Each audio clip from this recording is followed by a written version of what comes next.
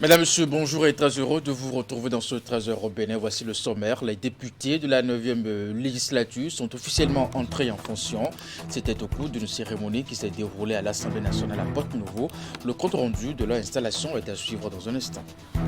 Et puis ensuite, la première édition du Salon international de la radio et du numérique du Bénin s'est ouverte à Paracourt. Faire la promotion des radios et faire découvrir aux acteurs l'utilité du numérique dans leur domaine. Tel est l'objectif poursuivi par les organisateurs de ce salon. La cérémonie de lancement officiel des activités a connu la présence de plusieurs personnalités. Et puis enfin, l'artiste chanteur Abisolo était face aux hommes des médias dans l'après-midi de ce dimanche à Cotonou. Il était question pour l'artiste d'annoncer un grand événement en vue. Son concert prévu pour le 11 mars prochain. Plusieurs autres informations ont été aussi dévoilées à la presse à l'occasion. Et voilà pour le sommaire de ce 13h au Bénin. À nouveau bonjour et bienvenue si vous nous rejoignez.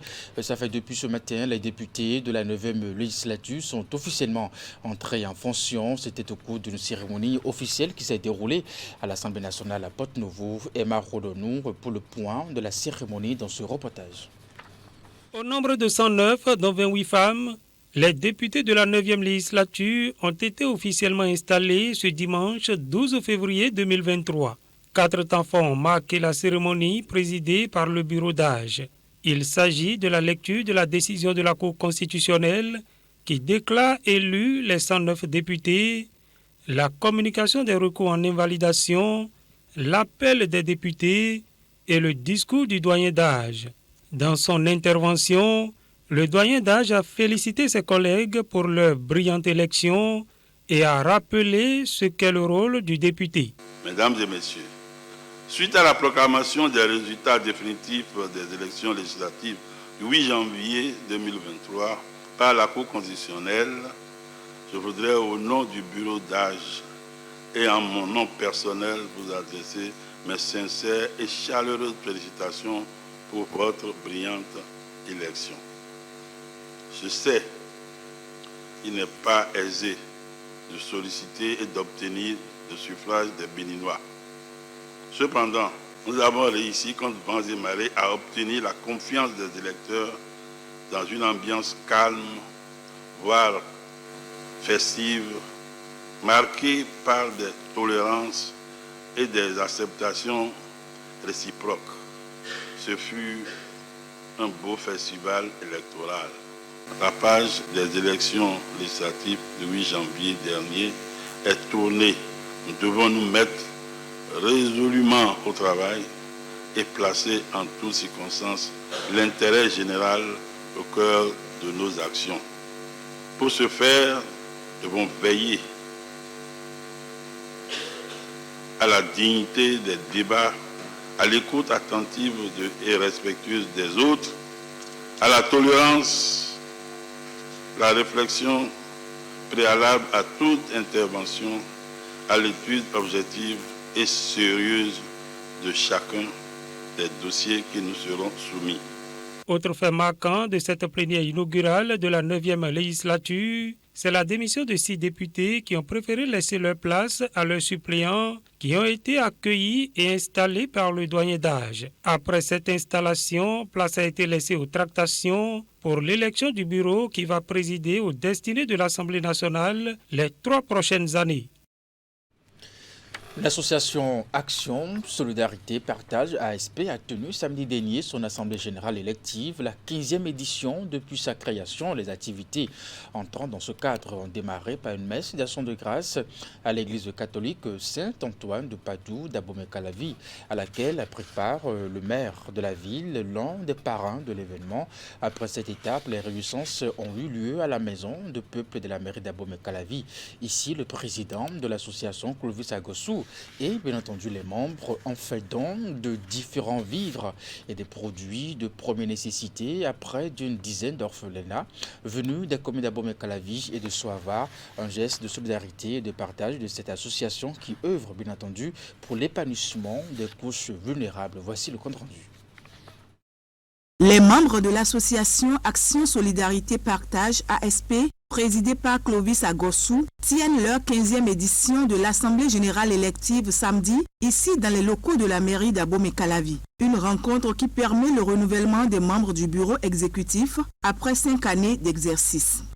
Le bureau élu de l'Assemblée générale est composé de président, M. Vital Agossou Clovis, le vice-président, M. Tchédé Kazmé. Nous avons reconduit notre président Clovis Agossou parce qu'il fait beaucoup pour l'association. On ne peut pas se passer de lui pour continuer. ASP n'a eu de cesse d'œuvrer pour l'épanouissement et le bien-être de tous, notamment les couches défavorables. 15 ans, oui, cela fait 15 ans que notre association tend à construire une véritable politique sociale. Cela va sans dire que nous ne pouvons reculer face aux défis grandissants que sont faire vivre davantage ASP, consolider les acquis de ASP, renforcer ASP afin qu'à l'horizon 2026-2031, nos actions atteignent tout le Bénin, voire l'international.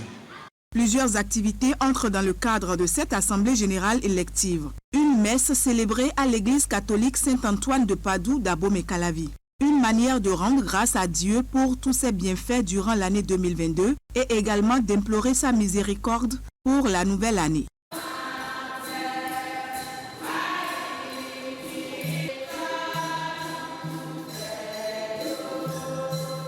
La salle du peuple d'Abomey-Calavi a par la suite servi de cadre pour des moments festifs avec les orphelins d'Abomey-Calavi et de Soava. À leur côté, le maire d'Abomey-Calavi, l'un des parrains de l'événement et bien d'autres. En bon samaritain et comme à leur habitude, les membres ont procédé à une remise de vivres et autres produits de première nécessité aux orphelinats. Une action très appréciée par les différentes autorités présentes et des bénéficiaires. Vous êtes, chers membres de l'ASP, les ambassadeurs d'une prospérité partagée de Dieu, et Dieu Tout-Puissant, Créateur du ciel et de la terre, vous le revoudra au centuple. Je voudrais pour finir rassurer l'ONG Action, Solidarité et Partage que ces dons iront réellement aux bénéficiaires et serviront à impacter leur existence quotidienne. Le maire m'a chargé de vous dire félicitations et par la même occasion vous dire que vous avez tout son soutien, Monsieur le Président. Nous remercions nos donateurs, l'association Solidarité Partage, pour ce don. Grâce à vos dons de toute nature, vous allez nous permettre de mieux prendre en charge nos enfants. Merci à vous tous. Ça fait 15 ans que nous faisons ces genres d'activités. Et ça se fait souvent au cours de notre assemblée générale. On choisit une ville et les orphelinats de cette ville-là, on vient en aide. Les activités de la 15e Assemblée générale élective de l'association ASP ont duré 2 jours. La première journée est également marquée par la prestation de plusieurs artistes béninois invités à l'occasion pour égayer les enfants orphelins vulnérables des communes d'Abomey-Calavi et de Soava. Le ministère de l'économie et des finances a organisé, bien entendu, un atelier technique d'information des partenaires techniques et financiers. Il s'agit d'une rencontre pour présenter au PTF le contenu et les objectifs du cadastre national. Les travaux ont eu lieu au Palais des Congrès de Cotonou, compte rendu de Ali Moumouni, Henri Ganti. Sur ces images projetées, l'une des descentes de terrain des acteurs de l'Agence nationale du domaine et du foncier dans le cadre de la mise en œuvre du cadastre national. Il s'agit du dispositif d'enregistrement et de gestion numérique des données foncières pour une gouvernance rationnelle du territoire. Et c'est pour leur présenter les résultats de la phase pilote que cette rencontre d'information se tient avec les partenaires techniques et financiers. Nous avons déjà enregistré au cours de ces 3 dernières années des informations sur 450 000 parcelles, aussi bien en milieu urbain qu'en milieu rural. Parce que le cadastre ne concerne pas seulement le milieu urbain, c'est l'intégralité du territoire national. Nous avons déjà couvert 24 arrondissements dans 12 communes. Donc déjà, c'est de dire que dans ces 12 communes, l'intégralité n'est pas encore couverte. Et quand on a fini de faire ça, il faut passer aux autres communes pour atteindre les 77. Le présent atelier d'information est organisé en prélude à la table ronde sur le financement du cadastre national. Son objectif, c'est d'aboutir à l'adhésion des partenaires techniques et financiers afin qu'ils accompagnent le gouvernement à relever ce défi. L'objectif pourrait être atteint en 5 ans et même peut-être avant, lorsque on aura mobilisé déjà toutes les ressources. Et lorsque je parle de ressources, ce n'est pas seulement les ressources financières, mais également la mobilisation même de la population. Lorsque je m'en tiens à l'enthousiasme marqué par les populations des zones que nous avons pu sillonner, les zones qui sont couvertes, les zones dans lesquelles nous sommes en train de faire le travail aujourd'hui. Et lorsque je m'en tiens également à la jalousie exprimée par certains chefs d'arrondissement qui, dans les communes d'intervention, voient que leurs arrondissements n'avaient pas été choisis, les communes avoisinantes, les populations dans les zones avoisinantes aux zones d'intervention actuelles, je pense quand même que lorsque tout le monde comprendra quel est son intérêt à enregistrer sa parcelle au cadastre, eh bien, ça ira très très vite. À l'heure actuelle, un plan national du cadastre est déjà élaboré et n'attend que le financement. Et puis je vous l'annonçais en titre, la première édition du Salon international de la radio et du numérique du Bénin s'est ouverte à Parakou.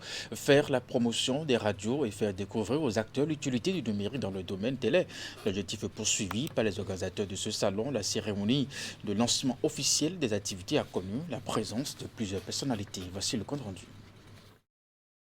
C'est parti pour la première édition du Salon international de la radio et du numérique du Bénin. Quel modèle économique pour les radios à l'ère du numérique? Tel est le thème retenu pour cette édition inédite qui va se dérouler à la place Tabira de Parakou du 10 au 13 février 2023. Co-organisée par la Fédération des radios communautaires et assimilées du Bénin FERCAB et l'Office de radiodiffusion et télévision du Bénin ORTB, ce salon vise à promouvoir les radios et fait découvrir aux acteurs l'utilité du numérique dans leur domaine. Ce salon contribuera, à n'en point douter, à faire découvrir le numérique et les nouvelles technologies radiophoniques, à rassembler les professionnels africains francophones de la radio et des autres médias qui utilisent le numérique dans une perspective de conservation des acquis, mais aussi pour ne pas disparaître, pour valoriser les métiers et acteurs de la radiodiffusion sonore et ouvrir de nouveaux horizons. L'ORTB, en tant que radio de service public, est fier donc de s'associer à cet événement. C'est pourquoi le directeur général de l'Office de radio et télévision du Bénin voudrait encourager l'ensemble des participants à profiter de cette opportunité qui leur est offerte pour avoir des échanges approfondis autour des communications pour révéler les radios communautaires au monde. Autour de ce thème, les participants seront appelés à échanger afin de s'imprégner des moyens disponibles actuellement pour l'émergence radiophonique dans le monde. Et le choix de la ville de Parakou pour accueillir cet événement inédit n'est pas anodin. Il convient de rappeler, si besoin était, que votre secteur d'activité, comme tous les autres, fait face à l'essor exponentiel des technologies de l'information et de la communication, ce qui nécessite une réadaptation permanente à la dynamique impulsée par la révolution numérique qui a induit un changement spectaculaire dans le monde entier. Excepté la question de la migration vers le numérique, ce salon sera aussi l'occasion pour les acteurs, non seulement de la radio mais aussi de la presse écrite et de la télévision, de se faire connaître et d'échanger sur d'autres questions importantes. L'information, comme vous le savez, circule rapidement, qu'elle soit vraie ou fausse. Et une fois en ligne, tes rectifications sont difficiles, voire impossibles. C'est pourquoi les médias traditionnels doivent se renforcer et se mettre au service du numérique pour rendre accessible au plus grand nombre l'information vérifiée et fiable. Le succès de la radio numérique se jouera sur sa capacité à éditer de nouveaux contenus en adéquation avec les nouveaux usages du public sur les réseaux numériques. L'accessibilité de vos radios et la diversité de vos programmes à travers les différents formats de radio seront les clés de réussite. Une visite guidée des stands a mis fin à l'acte 1 du Salon international de la radio et du numérique du Bénin. Dans la suite de ce trésor au Bénin, il y a peu, le gouvernement béninois exprimait son désir de combler le manque d'auditeurs de justice dans les juridictions, d'où l'idée d'organiser un concours pour prendre les méritants. Eh bien, ce samedi, l'idée s'est concrétisée et puis les candidats ont planché au collège d'enseignement général de Saint-Irité à Cotonou. Voici le reportage. Ils sont 981 candidats, femmes comme hommes, qui composent ici au Collège d'enseignement général de Sainte-Rita. Les épreuves ont été lancées par le ministre du Travail et de la Fonction publique, Adidiatou Matisse, et celui de la Justice, Séverin Quenom. La ministre Matisse Adidiatou se dit satisfaite de l'organisation du concours. Au total, nous avons eu plus de 1000 dossiers, mais après leur étude, nous avons retenu 981 candidats, dont 664 hommes et 317 femmes au total. Nous avons parcouru quelques salles parce que tous les candidats sont présents. Nous avons distribué les épreuves, donc la composition a démarré. Vous savez que désormais le gouvernement a l'expertise en matière d'organisation de concours. Bon, c'est vrai que la perfection n'est pas de ce monde, mais nous faisons en sorte que tout se passe sans anicroche. 919 non-professionnels et 62 professionnels y prennent part. L'objectif est double, voire triple. Il s'agit de résorber en partie le déficit en personnel et en même temps opérationnaliser l'ensemble des juridictions pour nous permettre de déployer la carte de l'organisation judiciaire. Et enfin, peut-être je vais ajouter un troisième objectif, spécialiser, parvenir à la spécialisation des magistrats dans la mesure où nous avons déjà 3 juridictions spécialisées. Il y a le tribunal de commerce, la cour de répression des infractions économiques et du terrorisme, et la dernière cour que nous avons créée qui est la cour spéciale des affaires foncières. Donc nous allons recruter du personnel pour nous permettre d'animer l'ensemble de ces juridictions spécialisées auxquelles s'ajoutent bien entendu les juridictions judiciaires qui existaient auparavant. Les candidats composent sur 2 jours. Des 981, les 100 meilleurs seront retenus pour suivre la formation afin de devenir magistrats. L'Association nationale des communes du Bénin a déployé un important lot de matériel pour porter assistance aux populations victimes des affres d'inondation l'année dernière. Des dons composés de vivres et de non-vivres distribués dans les communes d'Adjourou, de Bonou et puis de Dangbo, des Aguigui, de Poubert et de Semepodi. On va faire le point avec Teddy Goudello. Du riz, des kits scolaires, du savon et une importante quantité de moustiquaires imprégnés. Ce sont là quelques dons que l'Association nationale des communes du Bénin met à la disposition des familles victimes des affres d'inondation enregistrées en 2022 dans les communes d'Adjoum, de Bonou, de Dangbo, des Aguégué, de Poubert et de Semepodi. C'est pour la première fois que la commune d'Adjoum vient de recevoir de pareils dons au niveau de l'ANCB. C'est un remerciement total parce que regardez ces petits-enfants, il y a d'autres qui n'arrivent même pas à trouver un sac de coller pour aller à l'école. Je suis particulièrement ému par ces grandes marques de considération et d'attention qui ont été accordées à la commune des Aguilles en général et en particulier aux actions sociales du conseil communal que je dirige. Un merci total, un merci du cœur pour cette œuvre si importante que vous déployez à notre égard en vue d'assouvir, d'amoindrir un tant soit peu les difficultés, les peines que ressentent nos populations.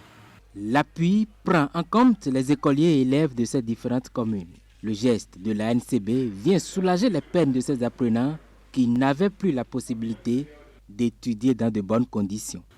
Qu'ils nous souviennent que les incendies ont provoqué plusieurs dégâts avec de tristes souvenirs dans l'esprit des sinistrés. Face à ces tragédies, le conseil communal avait laissé des cris de détresse et des appels au secours. L'ANCB a entendu nos cris. Nous n'avons jamais su que l'ANCB pouvait dépasser le cadre qui lui est reconnu pour être dans la dynamique de la solidarité. Aujourd'hui, nous avons vu combien les populations ont manifesté leur joie, sont vraiment contentes de ce don que la NCB leur a fait.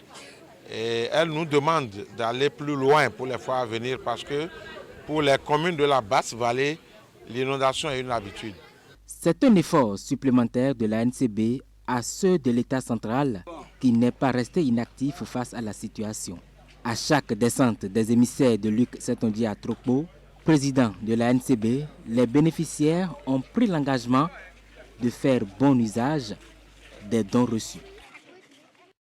La plateforme virtuelle EasyBill Bank Project a été lancée ce samedi à l'université d'Abomey-Calavi. C'est un forum de la coopération bénino-centrafricaine dénommé l'Université de la coopération et du développement. Un livre a été également lancé à l'occasion. Il est intitulé Centrafrique, l'exception Touadéra.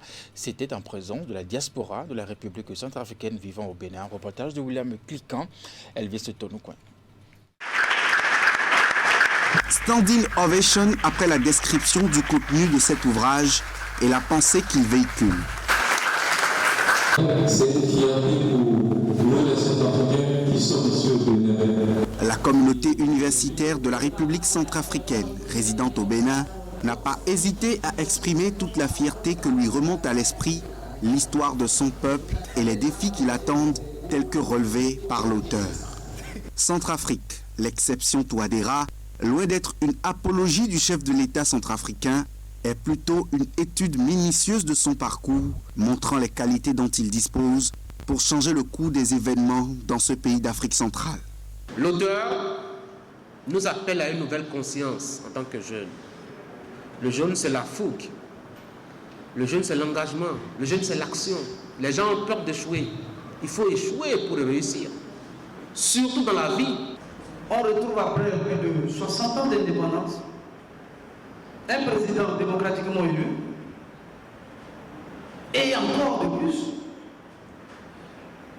n'appartient pas à ce jeu parce qu'il n'a jamais travaillé avec un dirigeant qui a pris le pouvoir par la force jusqu'à ce que même le président Bozizé a été élu en 2005 avant qu'il puisse devenir en 2007 son premier ministre. Au-delà de tout, vous voyez, on analyse un peu ses parcours. Exceptionnel. Assistant, maître d'assistant, maître de conférence, professeur titulaire. Depuis, au niveau du décanat, chef de département, vice-doyen, doyen, vice-recteur, recteur, premier ministre, président de la République. Je crois que ce n'est pas donné à n'importe qui.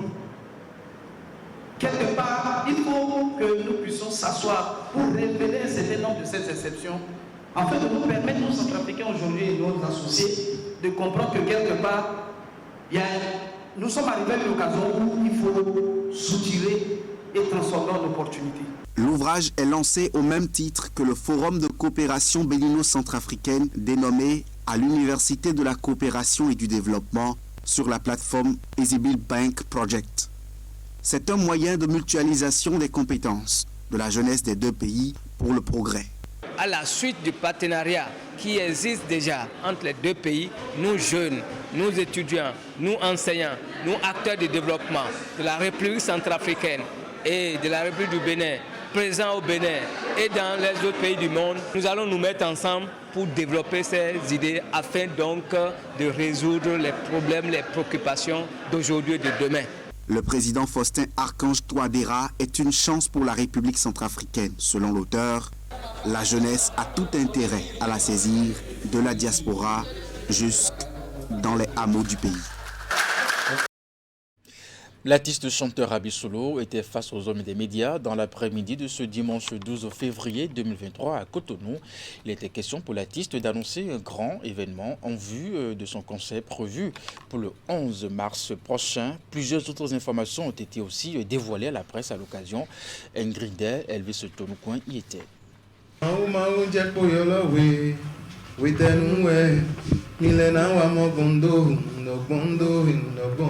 De retour dans son pays natal, le Bénin, 19 ans après son séjour aux États-Unis, l'artiste-chanteur Abisolo, Wilfried Ouanou, à l'état civil, dévoile déjà ses projets au public béninois.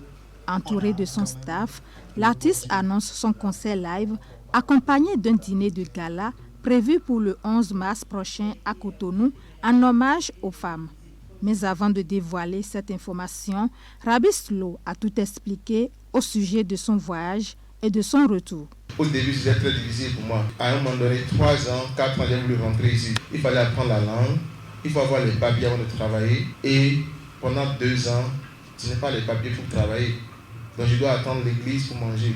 J'allais dans une chorale pour chanter. Les débuts ont été très difficiles, ça a pris du temps pour moi. C'est en ce moment que toutes les rumeurs, les choses se passaient. Moi, je m'écoutais. Moi, je sais à me débrouiller, les gens parlaient.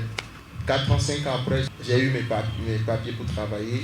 Donc, mon devoir aujourd'hui, c'est de revenir pour que mon pays ait une identité musicale. C'est pourquoi le projet Afro-Change est tellement important. C'est pourquoi le concert du 11 mars est important pour nous, pour montrer que les Béninois peuvent supporter les artistes à un niveau élevé.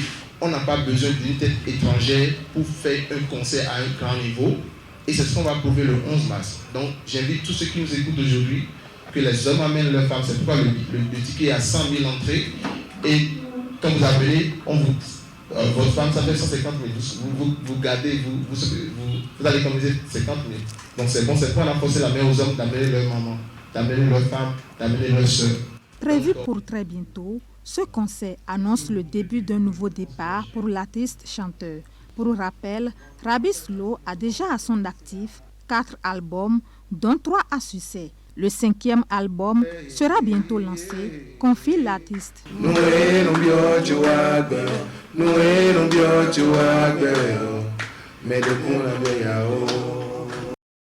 Puis nous allons terminer avec le sport. La nouvelle saison du championnat national de basketball a démarré ce samedi 11 février 2023 avec une nouvelle couleur. C'était celle du produit Yuzu de la Sobebra qui est désormais le sponsor officiel de la compétition. La rencontre inaugurale a mis aux prises le champion en titre et son dauphin Élan Coton était face à Aspal pour la première manche. C'était au centre communautaire EYA de Cotonou. Reportage. C'est un choc épique entre les 2 finalistes de la saison dernière qui lancent cette année le championnat national de basketball. Élan Coton, champion en titre, affronte Aspal de Paraco pour ce match inaugural de la Yuzu League Pro. La compétition change de dénomination et de couleur. C'est le lieu ici de remercier les dirigeants de la Sobebra et avec cette marque Yuzu qui est une marque réellement qui nous va bien. Les couleurs, ces couleurs que nous portons et les couleurs que nous gérons avec cette marque sont nos couleurs, habituellement les couleurs du basketball. Et nous disons merci parce que des grands moyens ont été mis pour nous accompagner et nous permettre de présenter et davantage de la manière la meilleure possible, la plus professionnelle possible, disons notre championnat professionnel. Pour cette nouvelle saison, la Sobebra se positionne avec son produit Yuzu, une boisson gazeuse et rafraîchissante du groupe Castel BGI. Donc l'idée c'est de faire en sorte que la Ligue devienne, la Yuzu League Pro devienne le creuset où se rassemblent les jeunes pour pouvoir partager des moments de convivialité, de rafraîchissement, de bonheur avec la marque Yuzu. La Yuzu League Pro démarre déjà avec une forte affluence de jeunes passionnés qui ont effectué le déplacement. Et pour le spectacle, ils n'ont pas été déçus. Élan Coton confirme une fois encore sa bonne forme en s'imposant 75 à 46. Vous savez, le plus difficile n'est pas d'arriver au sommet, mais c'est s'y maintenir qui est la chose la plus compliquée. Donc le travail que nous allons faire maintenant, c'est nous battre pour d'abord nous maintenir et de la plus meilleure et bien de la plus belle des façons possibles. C'est un match perdu, pas de défaite honorable. Nous allons essayer de corriger la copie parce qu'on n'est pas satisfait de la prestation de ce soir, malgré les conditions dans lesquelles on a joué. Timbo Chinedou d'Élan Coton termine MVP de la rencontre avec 28 points inscrits. Il reçoit un cadeau aux couleurs de la boisson Yuzu offert par le sponsor du championnat. Mesdames et messieurs, c'est la fin de ce 13h Bénin. Merci de l'avoir suivi. La suite des programmes à 14h, votre bulletin d'information, 19h30, la grande édition de la soirée. Jusque-là, portez-vous bien et à très bientôt.